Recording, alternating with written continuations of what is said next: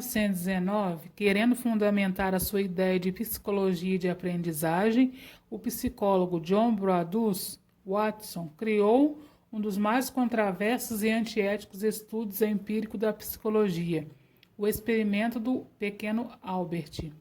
O homem se posicionava como um engenheiro que estava no extremo espectro da criação, acreditando que podia moldar o homem como se fosse uma espécie de semideus. Ele afirmava que qualquer bebê saudável e bem formado, escolhido aleatoriamente, poderia ser treinado para ser especialista de áreas variadas, como médico, artista, advogado, chefe de comércio e até ladrão, independentemente das habilidades, tendências ou vocações intrínsecas da raça e ancestralidade.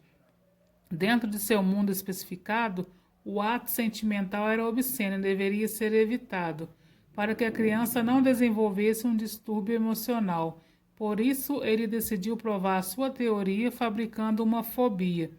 Foi partindo desse princípio que no Hospital Universitário Johns Hopkins University Hospital, em Maryland, nos Estados Unidos, John Watson e sua aluna graduanda Rosalie Raine, com quem ele se casou anos depois, colocaram em prática o primeiro estudo de condicionamento clássico realizado em um humano. O instituto do laboratório Watson era para testar as relações e estímulos que causassem medo. Para isso, ele e Raine recrutaram um bebê com cerca de 9 meses de idade, que nomearam como Albert, assim como o experimento como um todo. Os dois expuseram a criança a uma série de situações que envolviam barulhos muito altos e estridentes. Um rato branco, um coelho, um macaco, máscaras e jornais em chamas. A princípio, o garoto não demonstrou nenhum medo em ter contato com os objetos. Foi então que Watson colocou o rato diante do menino e bateu em um cano de metal com um martelo. Ao ouvir o ruído alto demais, Albert começou a chorar. Depois disso, era apenas necessário que o roedor fosse mostrado para o menino para que ele começasse a chorar de pânico e tentasse fugir.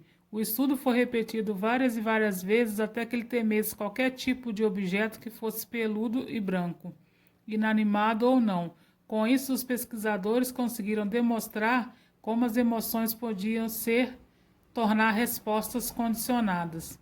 Watson publicou os primeiros resultados do teste no Jornal Experimental de Psicologia em 1920, causando uma grande repercussão no campo da psicologia. No entanto, ao longo dos anos, conforme o experimento ganhava notoriedade, as pessoas se chocavam com o tipo de tratamento ao qual o pequeno Albert tinha sido submetido, erguendo a derradeira pergunta: quem era a pobre criança usada como projeto de estudos? Durante 7 longos anos, o psicólogo Hall desempenhou uma força-tarefa para localizar a criança cujos documentos que a conectavam ao Watson tinham sido queimados por ele, provavelmente temendo a crítica acerca da ética profissional, muito embora o verdadeiro nome de Albert permanecesse desconhecido. O pesquisador foi capaz de cruzar datas de nascimento aproximadas com a informação de que a mãe do garoto foi uma enfermeira que o teve no hospital onde o estudo foi realizado, chegando a 2 potenciais identidades. Uma delas sugeria que Albert era Douglas Merritt, que morreu em 10 de maio de 25 por conta de hidrocefalia, acúmulo de líquido no cérebro. O bebê sofria com doença desde o nascimento, que ia contra as alegações nos presentes estudos de Watson de que o garoto era saudável. Ele também tinha graves problemas neurológicos que, segundo os estudos, identificavam que a visão tão danificada que podia ser considerado cego. Era uma avaliação mais aguçada do vídeo do experimento acompanhado por especialistas. Foi constatado que o pequeno Albert demonstrava déficits comportamentais anormais, incluindo o desinteresse pelos animais apresentado e algum tipo de problema de percepção. Incomodados com as inconsistências que a descoberta de Becker apresentava, Mais tarde, em 2014, um grupo de pesquisadores, liderados por William, foi capaz de rastrear quem era o segundo indivíduo em potencial para ter sido o pequeno Albert. Chegaram a um garoto de nome William Barger, que nasceu no mesmo dia de Douglas, filho de uma enfermeira, Pearl Barger, que também trabalhava no hospital.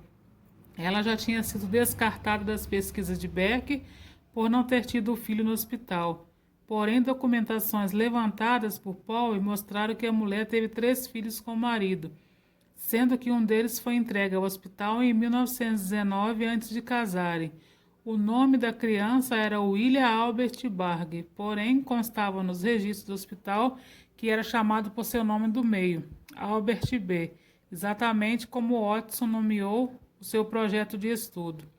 Além disso, as equipes de investigadores afirmou que Albert estava muito mais próximo em peso e na idade escritos na época em que deixou o hospital. Quanto ao comprometimento analisado nos vídeos, o homem argumentou que a atitude do bebê não era exatamente atípica, mas fundamentada na pesquisa de Watson, que indicava que a maioria dos bebês não demonstrava medo ou reação a animais que nunca viram. Sobretudo, Powell justificou que o pequeno Albert segurava uma bola de gude na gravação, o que não corresponde aos problemas de deficiência visual que acusavam os arquivos médicos de Douglas Merritt. Albert Barger morreu em 2007, depois de uma vida longa, feliz e saudável, disse a sobrinha do homem. Ironicamente, ele tinha aversão a animais, embora muito se poderia dar pelo fato de ter testemunhado um cachorro ser morto num acidente.